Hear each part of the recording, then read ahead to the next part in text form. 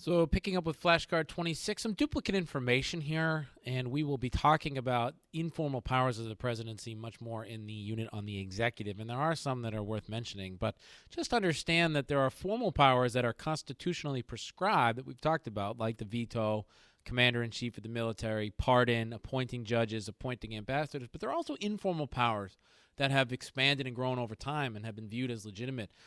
Things like passing executive orders, which we'll talk about in our unit on the executive, or the idea of keeping government secrets. That's something called executive privilege. And, of course, the president uses his powers to persuade and get involved in the legislative process informally as well. So, there are formal powers, but the president does things that are beyond what's listed in the Constitution as well.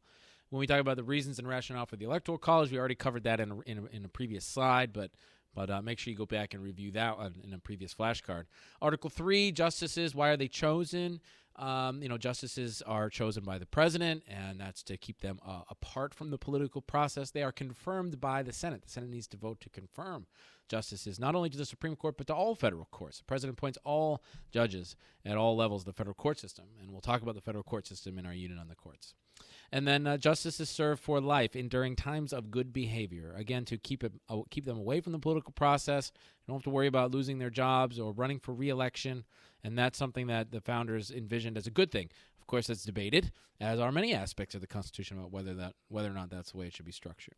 Article 4, in a very broad, basic sense, it includes the full faith and credit clause, and the idea that states will honor the decisions of other states. They'll honor the laws of other states. They'll honor contracts that are made in other states and the judicial decisions that are made in other states. If you commit a crime in one state, you can't flee to another. So the Constitution really does kind of bind those states together, and that's actually a provision that was also basically in the Articles of Confederation as well. We've already talked about the amendment process and the formal process, so this seems to be a duplicate flashcard here, but it's important to go over it, and it talks about the formal process. The Constitution can informally change. The meaning of it can change as well over time, which is something we'll talk about. But basically, judges can interpret the Constitution differently. Words can mean different things. The word equality can mean different things, or equal protection, I guess is the phrase in the 14th Amendment. Article 6 has the supremacy clause. This was added to really beef up the powers of the Constitution, especially when compared with the Articles of Confederation. There should be no doubt that the Constitution is supreme and can overpower other state laws and state decisions. Now, this is subject to interpretation and remains subject to interpretation and controversy and debate, but it does expand the powers of governmental authority, and that's something we'll talk about, some examples of that when we talk about our unit on federalism. We'll talk about the states versus the federal government and their relationships that they have.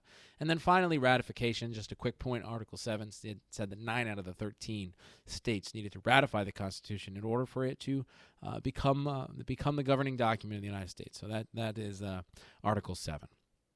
So a quick overview of the flashcards. These videos that we just went through do not cover every single specific detail, but they're designed to kind of be a rapid-fire review and get you going in different directions to look in your notes and materials for more information to kind of make sure we know we're looking at the right things and putting it all into context. Thanks.